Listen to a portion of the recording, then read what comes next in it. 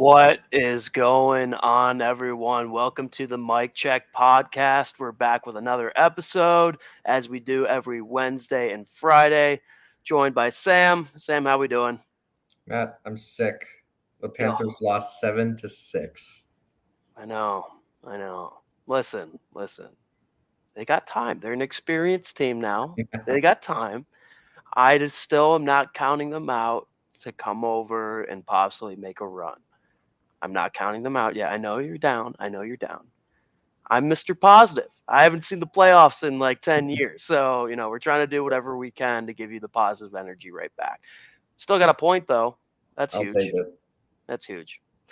But everybody, we got a good episode for you guys today. Lots of topics today, which is great. Obviously, we've been going over some division standings in the past. We've been talking about certain individual players and doing player profile. Today, we're going to kind of look at the statistics of these certain individual teams, some certain players as well. And also to end the show, we're going to talk about NHL trade deadline rumors and what players could possibly going where, what teams can afford contracts. It's going to be a really good show.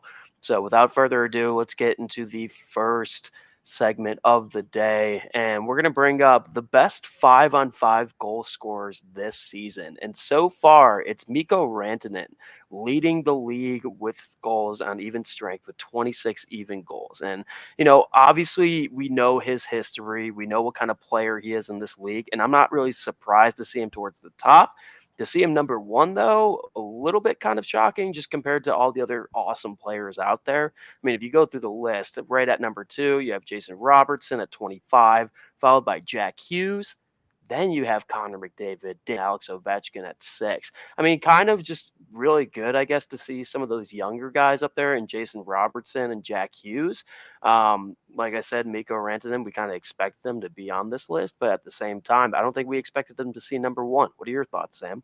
No, Mikko Rantanen was a shock to me. I thought he was definitely more of a playmaker, definitely more of a power play specialist. That's not been the case this year. Mikko Rantanen, for all intents and purposes, has been an absolutely electric 5-on-5 goal scorer. And I think that's such an important statistic when you look at dangerous offenses is can they score even strength? And with Mikko Rantanen, you look at Colorado this year, they've been somewhat disappointing. I don't think it's because of their offense specifically, because what Rantanen provides with McKinnon as a center, I think it is one of the most dangerous lines in the league, even strength. We know what McKinnon does. I think Rantanen has sort of transformed his game away from the playmaking wing to the sniping wing. Such a dangerous player, and I love seeing him score all those goals. Yeah, I agree. And, I think the reason why, too, he is so high this year is because obviously Colorado's been through some injuries and somebody needs to step up and start putting the puck behind the net. And obviously, Mikko Rantanen, just being that NHL vet, he has the experience. He knows what it takes to score goals in this league, obviously, just coming off a Stanley Cup championship. So, yeah, a struggling team, he's going to have to be the guy to come up and answer the call, and he's going to go out and do what he has to do. Getting into the number 2 and 3 spot, though, I mean, you see Jason Robertson. We obviously did a player profile on him. He's a fantastic young player. Obviously, he had a contract this offseason, which he was well worth. And then obviously, Jack Hughes just having this awesome season along with the New Jersey Devils. And I feel like anytime you have a young, successful team spark out of nowhere, yeah, you're going to have a lot of 5-on-5 even strength goals. So it's really good to see him up there. What are your take on these young kids taking at the 2 and 3 position? Yeah, a lot of times counting stats can be a little misleading. Being put in an offensive position to score goals, that can sort of inflate stats. That happens a lot when people have a lot of power play goals. And so when you can differentiate 5-on-5 scoring with power play scoring, it shows a really big trend. And I think players that are going to develop into genuine superstars and not just have flash in the pan seasons. So you look at what Jack Hughes is doing, 24 even strength goals this year. I mean, it's not just that he's getting power play time. He is getting power play time, but he's scoring even strength. And I think that's really, really encouraging for the New Jersey Devils with a guy you drafted number one overall. You want him to create the issue. You don't want him to take advantage of an already bent defense. You want him to break defenses. And that's what that stat represents. One other name I want to look at, Jared McCann, who is seventh on this list with 20 even strength goals. only 2 power play goals to that. So his entire offense essentially is coming even strength. And that's sort of always been the rap on him. He's been an analytics darling because of his 5-on-5 play. And it hasn't really translated until this year, where he's putting up 20 goals. He's on pace for 40 goals this year. And he's doing it even strength. And also, the Kraken are good. He's leading an offense that's good. So it's not just that he's getting these garbage time goals. He's contributing to winning in a significant way. And I think it's time we start talking about him as a genuine top 6 player, really a bona fide player in this league. Yeah, you honestly, it's kind of interesting because you look at his line mates too. Obviously, the Kraken have had a great season. They've slowly come together and just really incorporated into a dominant force in the NHL so far this year. But you really look at their line mates, and I believe it's Winberg and Donato, I believe. I may be wrong on that, but I mean, they just to see him be the productive factor on that line is so good for this team going forward, like you said. Just to get that amount of even strength goals and really maybe not be that second tier guy on a power play unit, whether it's first or second unit out. So I think it's really good to see that from a team that's trying to make an identity for themselves going forward. So I think it's a great player to talk about there easily all day, every day. One other guy, I guess I'll mention, or maybe I'll mention two more, but obviously Connor McDavid is one of the best. He's the best player in the NHL. It's so crazy just to see how well and how evenly out his goal scoring is. I mean, he's got 23 goals on 5-on-5, but he's got 16 goals on the power play. That's crazy too. And you look at it, what a season he's having points wise, and you would think, oh, this guy's probably just scoring so many goals 5-on-5 all the time. He should easily be number one. I mean, he's only 3 off, so it's really not that far, but it's kind of interesting just to see how dominant he is no matter what style of play they're on, if it's PP or 5-on-5. Then the last one I'll mention is honestly number 10 on the list, and that's Cole Caulfield. Obviously took a huge step this season in becoming a premier goal scorer for the Montreal Canadiens, and I think it's awesome for that franchise. It seems like they've needed like another star. Apparently, I don't know why, but all Montreal goal scorers seem to be like 5'5" or less. It's fucking crazy. But no, I think it's really cool to see a guy like Cole Caulfield slowly, become at the top of the charts in a stat like this. What do you think? Yeah, Cole Caulfield, or Goal Caulfield, we should call him. Yeah, that's right. I loved him coming out of the draft. Him falling to 15, I think, was a really big mistake for a lot of teams, and he's showing why. I mean, he's just always dangerous. He's got a lethal shot, and it sucks that he went down with an injury for the year, because I think he was one of the few bright spots this year for the Canadians, with Jarosz Soslavsky, kind of getting a slow start. I think their goaltender situation looks more and more confusing every day. So he was one of their bright spots, and it kind of sucks to see him go down, but at least he's that guy. He can score 5-on-5 really consistently and efficiently, and he's still good on the power play. And so that's a good sign for Montreal going forward. You love to see that. And I think your point with Connor McDavid was pretty interesting, because I think he kind of breaks the rules here when we talk about guys. Yeah, he scores a lot of 5-on-5 and he scores a lot of power play, but he's just going to score whenever, you know. I swear too, like every single 5-on-5 goal, it looks like he's on the power play too, because he can address 2 people easily. Yeah, he's just so fast. He's gonna get one guy behind the play, so it's essentially 5-on-4 always with him. Yeah, that's right. That's right. Kind of there. Yeah, if you look at the rest of the list, though, I mean, they're your average, or most of them are your players you would kind of expect to be up there. The ones we didn't mention, obviously Alex Ovechkin, David Pastrnak having phenomenal seasons. Mark Scheifele's up there. I mean, he's at 20, tied with McKinnon, and also William Nylander. A little bit of a surprise, just based on what we're used to, So, I mean, he's having a really good season so far. But I think it's so crucial for these teams that are trying to, stay in the playoffs or head into the playoffs. I believe, just looking at the list, I think it's only Cole Caulfield that is, obviously he's injured, but his team is not in the playoffs. So other than that, all these guys that are, top 9 in 5-on-5 scoring. All their teams are in the playoffs, and that's such a huge point and factor if you want to have a successful team ending the near of the regular season. Absolutely. And you see these guys, they just contribute to winning, like we mentioned. But I think one thing that's pretty interesting is Alex Ovechkin. We think of him as the power play specialist, but that's just not true, man. It's just he loves that right circle that he shoots from all the time. So lethal. Yeah, I agree. I agree. All right, let's get into the next conversation, next segment here. Another fun one. We've got the best PK unit. So we just talked about 5-on-5, and obviously that's crucial, but special teams is also so crucial in this sport, and it's not always the offensive route, it's the defensive route. Which team can get you out of hard situations if the zebras don't like you, I guess. It's so interesting to see how these teams, you know, basically come together and be like, hey guys, there are times we might be down 2 guys and we're up 1 goal and there's 2 minutes left in the game. We need to come out with a W.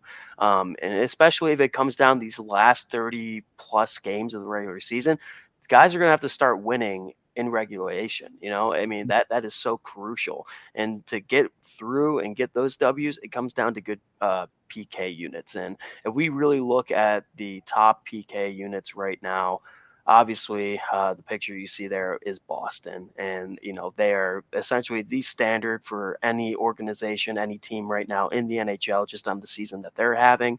We'll get a little bit more into them in just a second. Following them at 2 is Winnipeg, then San Jose, which is a little bit shocking, A then little bit. Dallas, and the New York Islanders. So, which team do you want to start at, buddy?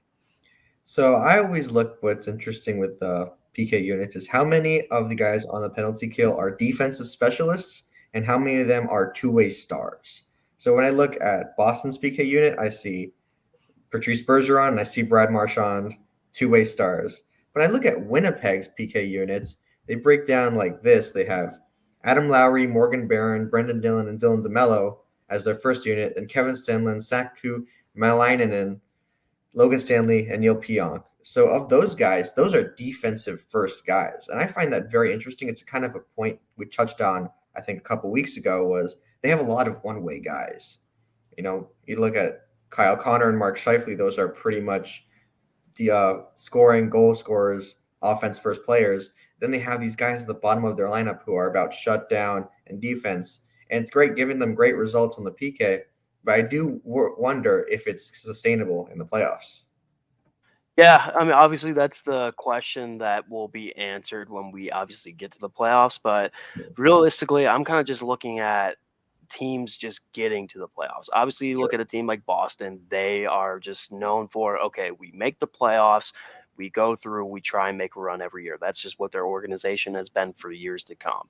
And like you said, I mean, gosh, just having a future Hall of Famer, Patrice Bergeron, on your PK, a guy who's been doing it for years and years, it, to me, there's never any nervousness on the ice from that unit going out, especially with Brad Marchand being out there too.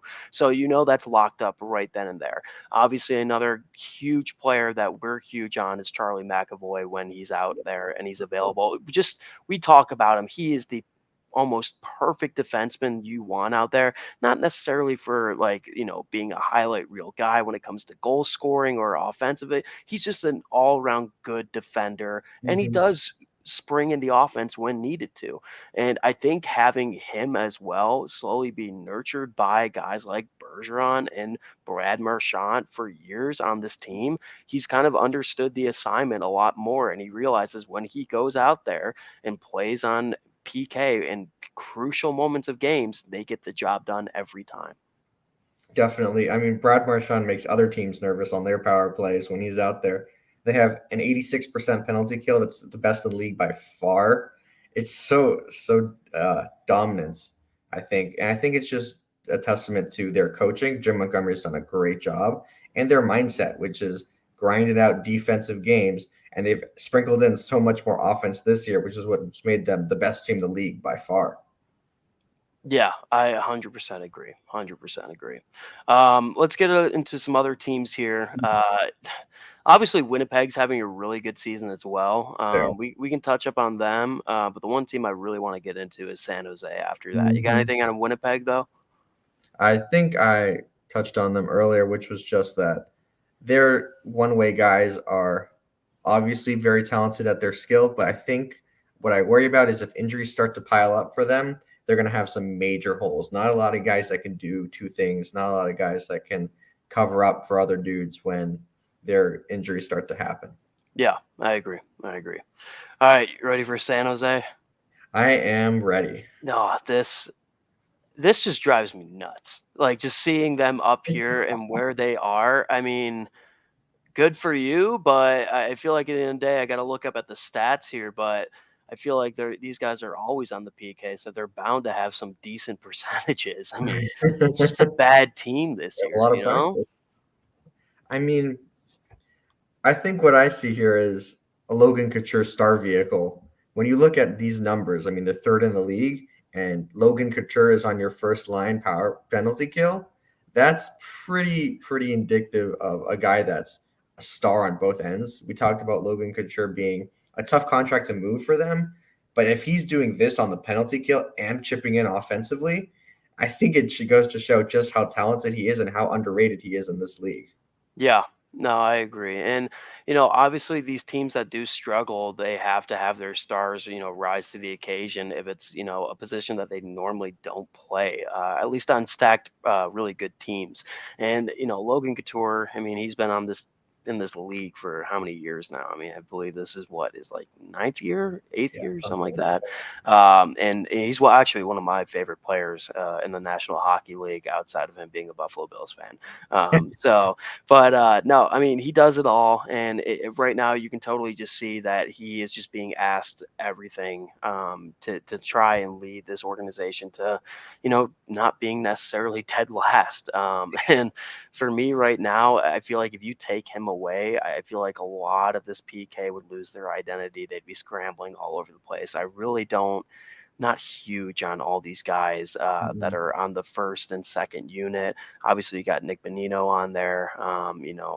Ferraro. They're decent, but nothing that's going to be like, oh, I'm going to be trustworthy with these guys going forward. Hmm.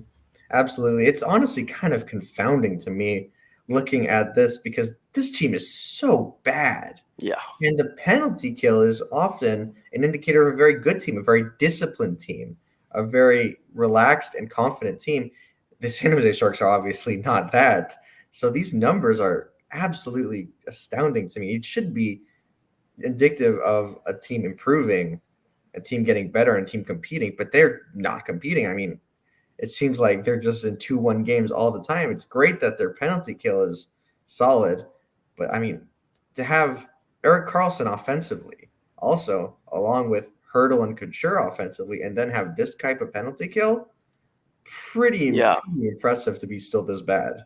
It is impressive, at least just in the perspective of the PK. I think this is going to change quite a bit, though, once we get through the trade deadline. I feel like San Jose is going to be one of those teams that are going to get rid of some players, and I think they're ultimately on a path that's going to go through some dark times. Mhm. Obviously, I guess good stat for them now, but I don't really think it's meaningful for their entire organization and team going forward, at least for this season. Probably. Yeah. So let's get into the last two here. We've got Dallas and then we've got the New York Islanders. Dallas kind of, I don't know, they kind of remind me, I guess, of Boston, just in the sense of their all around success on their team and what they've been doing, I guess, over the past 5 years has been really good and they've built very Mhm. well. I think at the end of the day, they're a team that necessarily doesn't hurt themselves all the time, and obviously that's because they have decent power penalty kill. What do you see from this team? Do you think they're a team that if they do get struck with injury, do you think they are able to sustain the success on the PK? I do. I think it comes down to their coaching. I think Peter DeBoer was a great hire looking back on it. I was very critical at the time, thought it was not the right move. I think I was wrong. They've done great with him. And I think I look at their veterans, and I think they've instilled a great culture there. Like Ryan Suter, for example, Radek Faxa on the penalty kill. Both those guys do great jobs being disciplined and telling other people to relax, telling other people to be confident. I think those are two guys that help distribute a really good mindset on the penalty kill, which is stay in your zone, be patient, and not let chances get through. So I think if some injuries happen, as long as those two guys are around and those two guys are still quarterbacking their power plays or penalty kills, I'm sorry, they'll be fine. And I think they have the personnel to stay, at the very least, just competitive in that field. Yeah, I agree too. And based off of, like I said earlier, the type of season they're having, it's almost inevitable for them to have success on their PK, just like they are with their power play and, Mhm. just the rest of their team. So I'm not too worried about Dallas. And I think they're honestly right in the spot where they should be. Yeah. I don't feel a need to get into it too much more. You want to go to the Islanders or you got anything else on Dallas? No, let's move on to the All Islanders. right, Islanders. All right, so this is I I like where they're at right now, and I know they've been going through a tough time as of recent. But to me, it seems like they've had so much chemistry over the past couple years of having that consistency of players be on this organization, and they've seen a lot of the NHL just because a lot of them are veterans. Whether it's Josh Bailey, Nelson, those are my top guys right there on these PKs that they know what to do. Yes, they're not the most fast individuals on the ice, but they just play the game smart. I think they have a really good IQ and they're able to communicate with their teammates. And I think they do that so well because I think if you look at the New York Islanders compared to the rest of the league, yeah, they're not the youngest. They're not the most talented, the most skillful, but they just understand each other. They understand where their weaknesses are at and they identify that to the begin each and every game and each and every situation they go into. So that's why I think these guys are so good in the sense of having good IQ to feed off of each other of where their weaknesses are, and they can just barely enough get to the finish line and correct those weaknesses when it comes to game style. What are your thoughts? Yeah, this is exactly how the Islanders want to play. This is their style. They love these 2-1 games, gritty, grinded out. This is what they do. And like you said, they've been doing this for years. It's the same personnel that was on those teams that went to the Eastern Conference Finals. I mean, it's the same group essentially. The only two guys I think that are their stars that aren't on the PK is Matt Barzal and Anders Lee. Brock Nelson, Anthony Beauvillier, those are their other great offensive weapons. They're on the penalty kill. So this is the way they like to play. And, I think I've sort of been out on it as a whole, but these kinds of stats show that there's something to it. There's merit involved in being a hard team to play, a hard team to score against, and being patient and taking chances come when they may.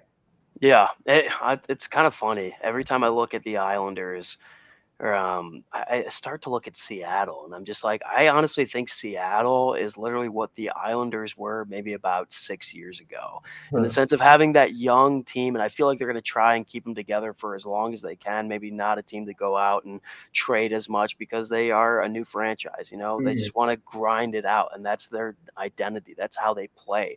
Like you said, they get those nitty gritty 1 goal games, wins and stuff. And I feel like right now it's realistically for me, the Islanders, I feel like are going to kind of slowly run out unless they make some moves down the road of their Mhm. success.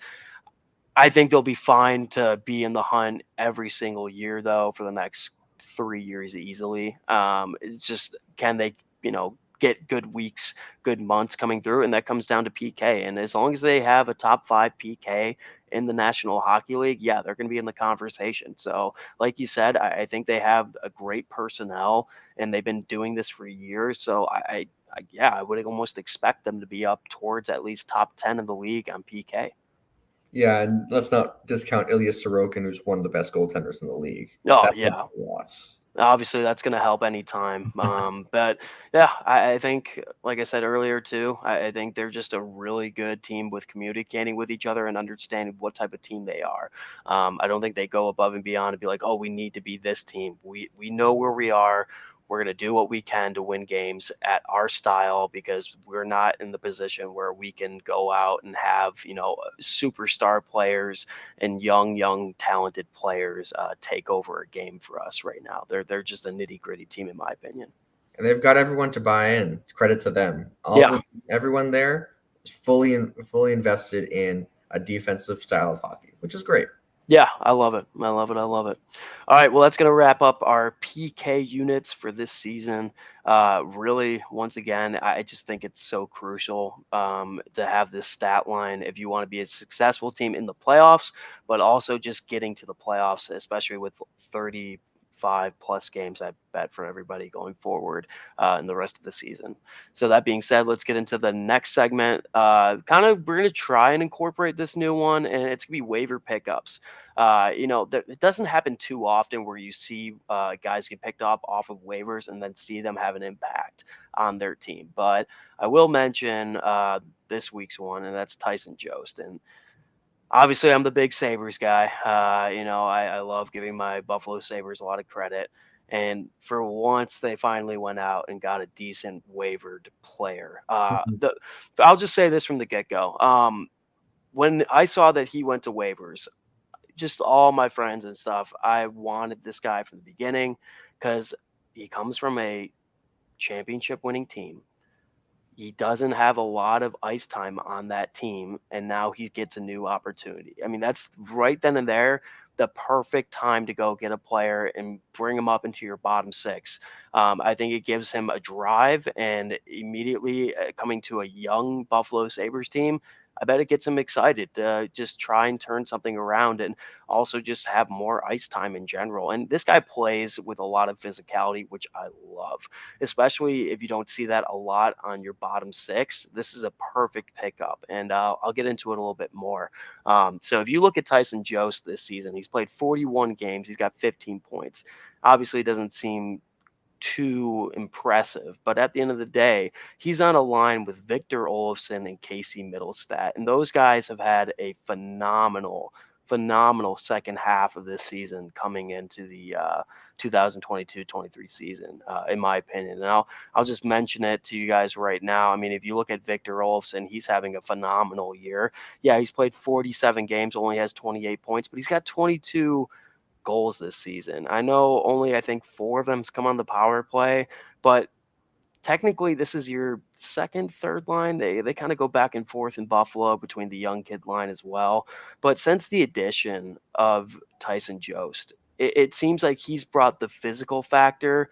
So guys like Casey Middlestat and guys like Victor Olofsson can go to their natural offensive, play. They don't have to worry about, oh, I got to go up against big guns on their bottom six or whatever it means. And I'm going to take hits all the time. He'll stick up for his teammates. And that's what I love to see in Tyson Jost. And he's really given the opportunity to these other guys in Casey Middlestat and Victor Olofsson to play their game. And by any means, he's not the most skillful guy, but I'll tell you what, he's got the IQ where he's like, I know what my assignment is. I know how many minutes I'm going to be playing each and every game. And when I go on the ice, I got a minute tops to give everything I have. And he does every single shift. Yeah, I mean, Tyson Jost, drafted in 2017, 10th overall. He had this high pedigree, huge expectations that he hasn't quite lived up to.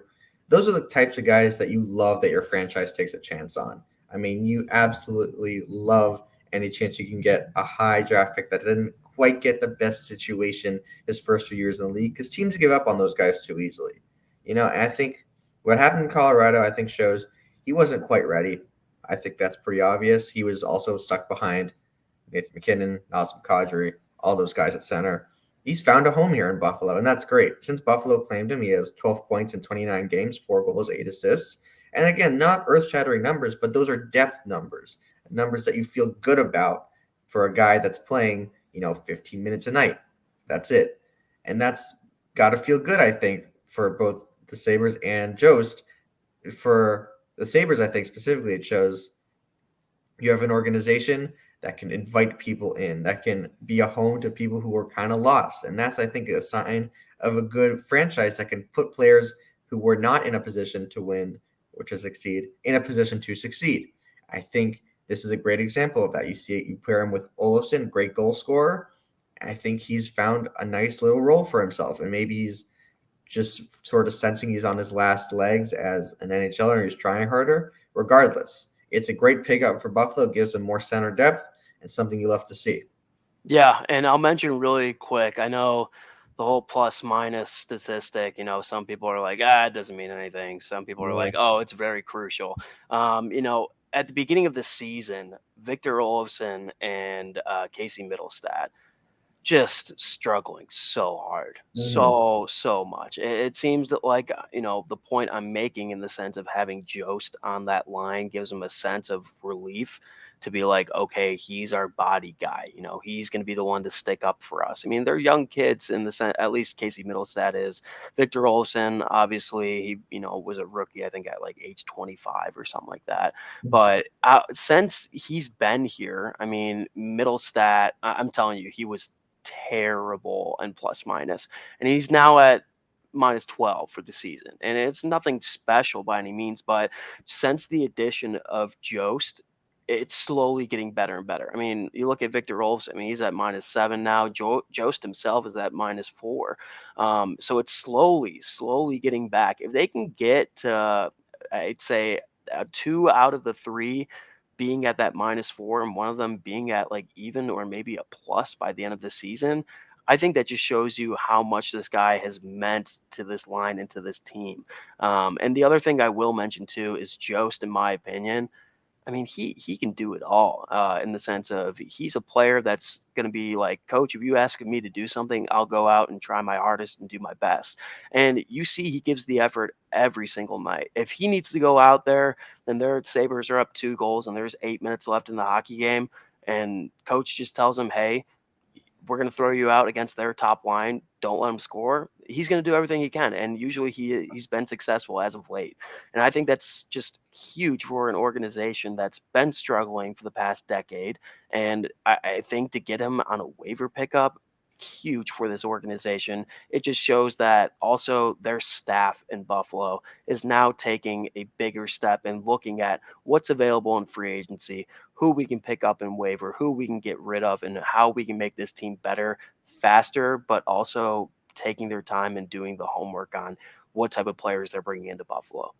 And he's only 24, so another young up and coming player for a team full of young and up and coming players. Yeah, and you got to think too. I mean, Sabres team, they have so many prospects right now that are so young, and they're going to be coming up over the next 5 years. That Jost, I think he's all right with his role of being a bottom 6 guy, and ultimately, like at 5 years down the road, I mean, you'll probably be getting rid of Kyle Okposo, Zemke Skirgensson. If he's gonna be your fourth line guy going forward, I think that's perfect. Yeah, Perfect for this young team that's slowly blossoming. So I give credit to Kevin Adams and Don Granato. I think this was an excellent pickup that they had this season. absolutely. Just if you're a depth player, just don't be a disaster. And Tyson That's Barrie right. That's is not right. a disaster. Yep. It seems easy to say, but when you're on the You'd be ice, it's a surprised. different story. Different story. Well, that's our segment right there of waiver pickups. Like I said, we're going to try and go through those each and every show, or maybe every other show. Doesn't happen too often in the NHL where somebody cracks a roster and is successful. Maybe we'll look at some negative ones too that happen down the road if we see it blossom. But that was a really good segment. I'm happy that we're doing this now because it's another interesting thing to talk about that doesn't get a lot of media press. Hmm. Absolutely. All right, let's get into our last segment of the day. My favorite one. My Oh boy. favorite one. The NHL trade rumors. Who wants who and can afford what big contracts? I mean, there's so many guys on this list that we came up with. And dude, it's going to be, honestly, I think this is one of the more interesting deadlines we've had, I'd say, in years, just because of some of the bigger names in play, but also some of these other guys that could be on potential third lines of other teams going forward. Um, you know, for me, I'll start it off. Patrick Kane. I think it's inevitable that he will be traded at the deadline. My question is, who wants him? What team can, take him on? Who wants to use him as a rental? Who wants to trade for him, but then actually look to sign him? Well, what are your thoughts? Okay, so Patrick Kane now on his last year, 10.5 million AAV. You expect Chicago, if they decide to trade him, will retain half of that. That's pretty standard. You wonder if they have some sort of sentimentality in regards to keeping the core together they won 3 championships with. But you think, it makes sense for both player and organization to move on and get some assets, sort of like Claude Giroux did last year. I think he has Boston written all over him. As scary as it sounds for them to get another former MVP on their books, I think it's too easy for him to slot in at the second line right wing. Now you have the perfection line reunited.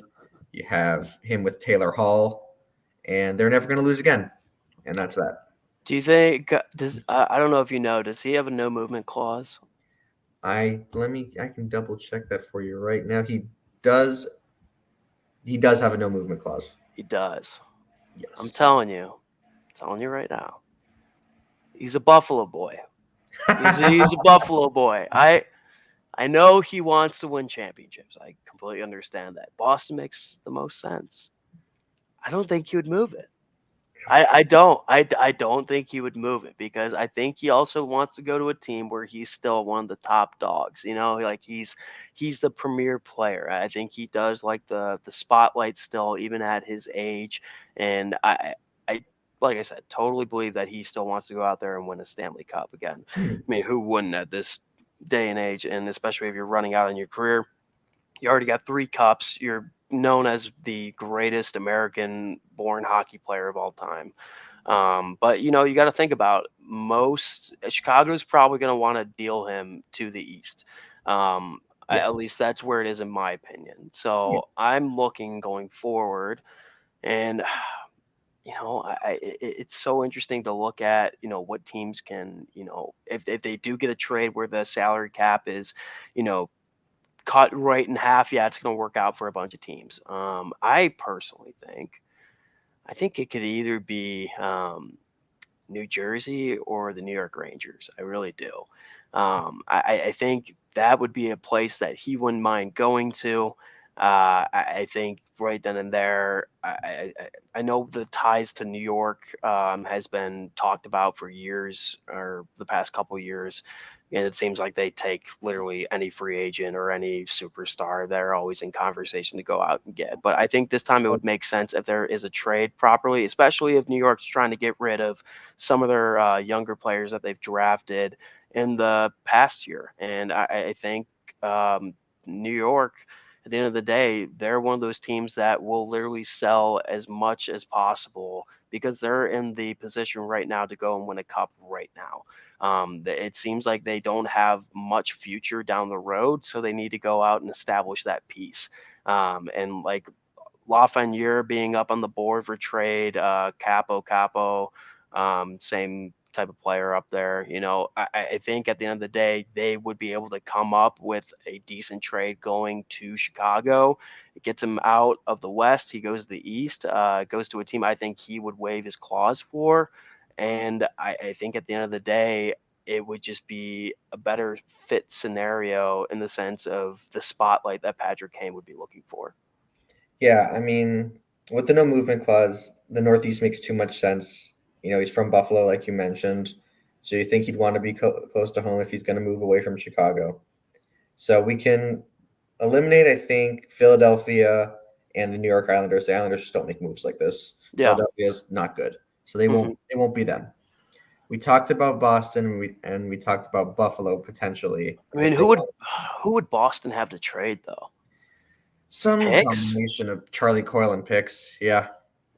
I think there would be a better deal though. I mean, at least the way I see it is Chicago, I feel like they would rather obtain young, talented players that, maybe they haven't worked out in New York, like a Lafreniere, like a Capo, and then picks along with it. I feel like that would be more, intriguing for a team like Chicago. Be like, hey, we can get some young talent, But at the same time, we'll get picks as well. Where in Boston, I mean, I don't know if they really have the personnel to dealt along with the draft capital, because let's be real, Boston's probably going to have the top 5, 6 last picks in the draft for years to come if they're first rounders.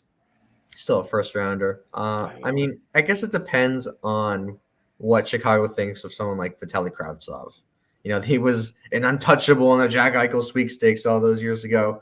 Has not panned out so far in the NHL. Do you still believe in him as a talented Russian-born player? It's possible. So you could see a Kravtsov second, maybe even a first addition to New York. That makes sense. I don't think they'd move Lafreniere or Kakko. I think they still think too highly of them to get a rental like Patrick Kane.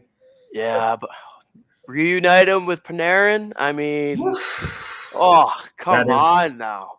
It's storybook. It's storybook. It is, and that's the thing. I guess, do they have the cap space?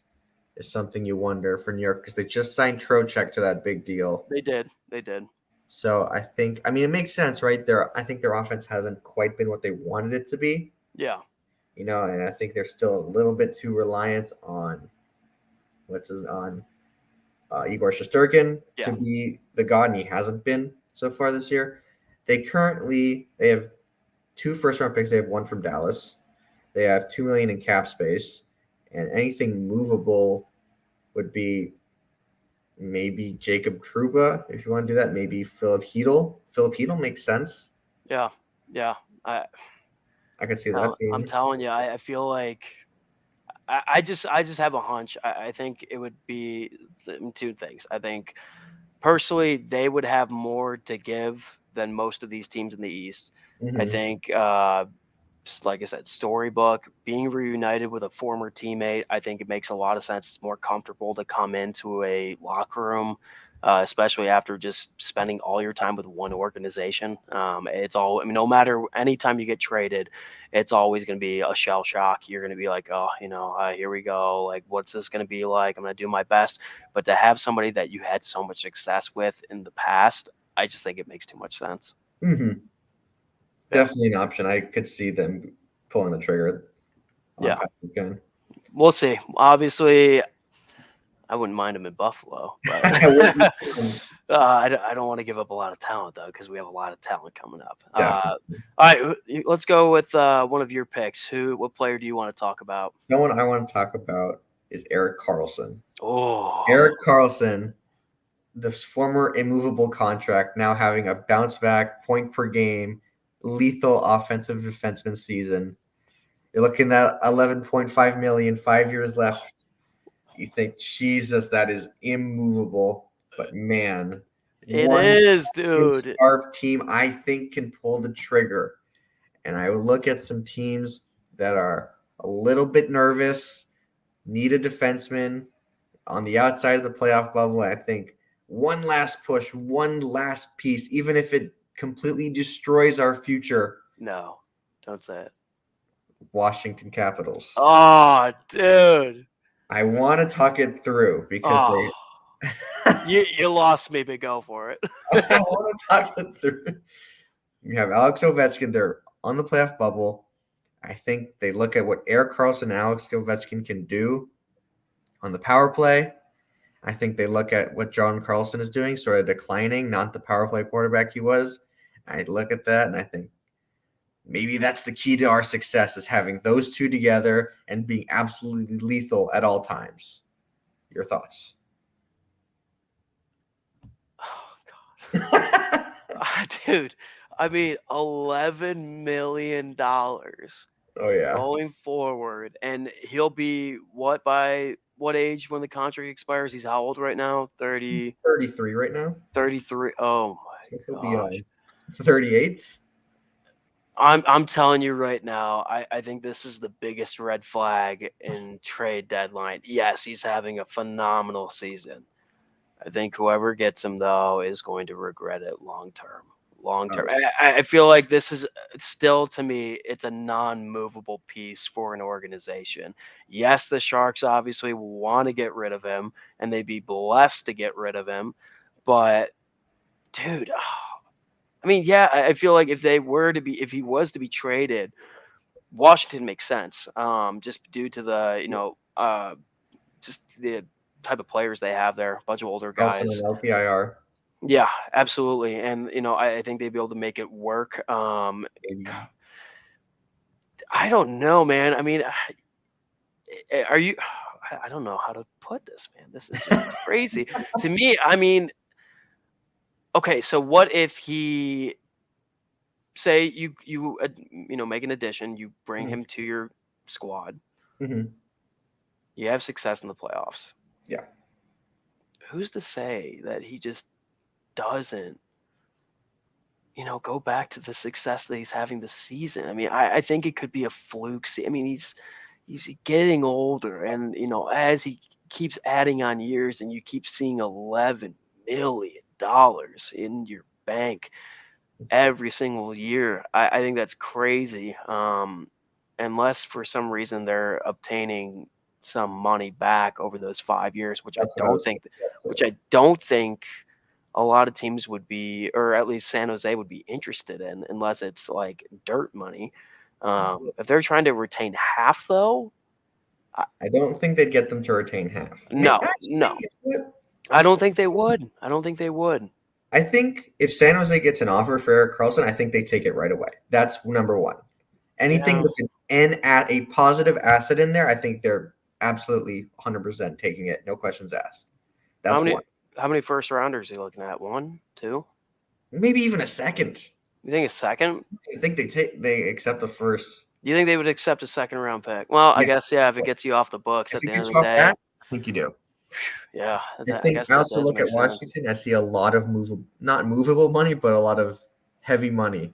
Yeah, yeah, TJ Oshie 5.7. I look at Nicholas Backstrom 9.2. yeah, and I Any number of guess, those guys. like we were talking about the New York Rangers, I mean, they're once again a team that's just getting old, where their window is slowly closing. I mean, you Oh got yeah, to think, as soon as Ovechkin's done, which, I mean, he'll play for what, 3, 4 more years maybe. yeah. You get the record and then Yeah, he'll get the record, and I think as soon as he gets that, he'll be done. Because at nothing that better. point, I don't think he'll have it in him to go out and actually, compete for a championship. Mhm. So I guess if you're trying, in the sense, to get Ovi one more cup, yeah, Mhm. sure, why not? Go through hard years after that. But yeah, I guess that's realistically, excuse me. I think that, yeah, that's a team that would work out. I mean, I don't think Pittsburgh really would. Um, yeah, like you said, the Islanders are completely out of it. I know the Sabres would not want that, just because he's an older guy and just where their team's at. Mhm. Panthers, can they afford? Can they They afford? have no money. There's They no have chance. no money. Yeah, so they're out of it. Detroit, they're not there yet. There's no sense of bringing on his contract for 5 years. Mhm. Um, yeah, I guess Washington would make the most sense, and especially like you said with that window. I think, yeah, if anything, that would be the team for Eric Carlson. Mhm. Yeah, I just think, you know, you do everything you can for Ovechkin. That's without question. No better guy to get him goals than Eric yeah, Carlson. oh yeah, No better guy feeding him from the point. yeah. Real quick, what are your thoughts on Timo Meyer though? He's a good player. I think whoever grabs him is going to make a good move if they Yeah, don't pay too much. I mean, it might be a bidding war type situation. Buffalo, Maybe. Buffalo Sabres, baby. I think they You already want to were. go stand They a were second? reported that they were in talks for Timo Meyer, and I think he fits the group easily. At least age wise, skill wise, I think he'd be a solid piece and just help out the team going forward. And I don't think it'd be too much money at the end of the day to bring in a guy like him in his caliber. So I think it would be a good look. Um, Honestly, I want to get into one or two more players here. The one that's really getting at me real quick, Ryan O'Reilly. It's an interesting one. On the block again, trade block again. Obviously, was rewarded when he got traded from Buffalo to St. Louis, went on that miracle run, won the cup, gets the MVP, great season. But what's his value? I mean, to me right now, he's an excellent face-off center. But Mm-hmm. outside of that, I mean, yeah, he's good stick handling. He's got a Great defensively. lethal backhand shot, in my opinion.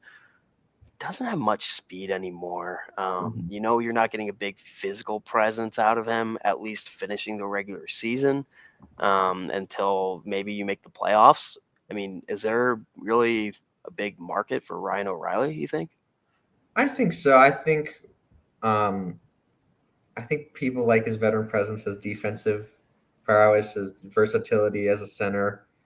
I think if you move him, it's gonna be for a lesser role. I think Yeah, he's I agree. in a phase where he's no longer an underrated one C. He's more of a third line scoring center. Yeah. So look at a team maybe like Tampa for Ryan O'Reilly. I think that's an option if they want to do that. Maybe Toronto. Toronto's always in that mix for a guy. I think he'd be good fits in both those. Taking on a smaller role. Hmm. But I mean, he's been really bad this year. Yeah. He's got much value. I So think, yeah, and I think at the end of the day, he's worn out his presence as a main leader on the team and being, that face, wearing that C in St. Louis. And I think that's worn out in his type of play as he's, won a cup and now he's looking to just continue his success. So I completely agree with you in the sense of if he does get traded, he will be a lower end player.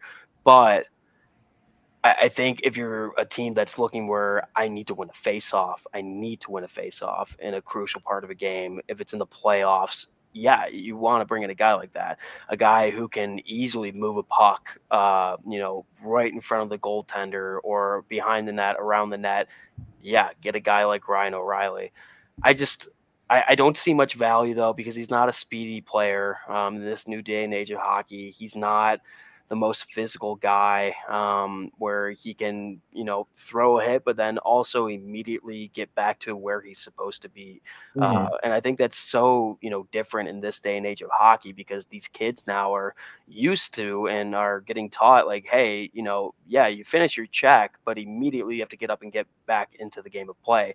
Back when we were, kids watching it, it was, yeah, you go lay out somebody and slowly get back up. You set the tone, but that's not Orion O'Reilly's game at all.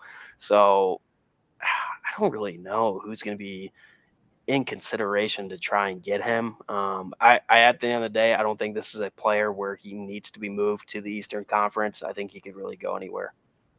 Yeah, I think this is a kind of a dump almost. He's on LTR right now. I think he'll be back later on, but $7.5 million is a big contract. You assume they'll take half of that, so 3.75 to whoever team has got to come back. I think it's going to be a smaller deal, maybe a third round pick almost. I mean, in 37 games played this year, he's a minus 28, Ugh.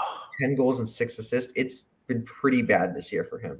Yeah, So yeah. I gotta think it's It should be cheap. It should be cheap. Yeah. Anybody else on this list? yeah. There's one other guy or two guys actually I want to talk about. It's the Vancouver two, Yeah. Bo Horvats and Brock Besser. So I think whoever acquires these is going to one pay a lot, and two try and keep them long term. Brock Besser, I think, is one of those guys that's talented but bit in the wrong situation, a little confidence, maybe the yips a bit. Bo Horvat is having a great year. I mean, he's an expiring, but he's at like 30 goals already. I think Yeah. what he's going to command a hefty price, and at only 26 years old, he's going to be a re-sign candidate as well. So I look if they get moved and Vancouver goes in a different direction, he's a guy that I think is going to command, if not a first and a second, I mean maybe even two first round picks. And I Yeah. hope the team takes a chance on Brock Besser as well because I think he's incredibly talented and just hasn't worked out in Vancouver. Yeah. Well, the one thing I like about Bo too is just his size too. Six Yeah. foot, over 200 pounds. Like you said, he's got 31 goals on the season, 50 points in general through 47 games. So he's over a point per game player. Yeah, you're gonna obviously trade a lot to go out and get this guy. 27 years of age, so you're gonna get at least three more of his primal years, which is Mhm. huge. And so ultimately, you're gonna be looking to have him long term. Brock Besser, same kind of, maybe not the stats guy, but once again, 6'1", over 200 pounds. I think this is more of a playoff guy that you go out and try and make a trade for, just in the sense of his more of a physical play. I like this guy a lot. He's got 9 goals on the season, 19 points for 28 in 39 games. So not bad. He's almost right there with, I would say, about average of the rest of that position and overall, you know.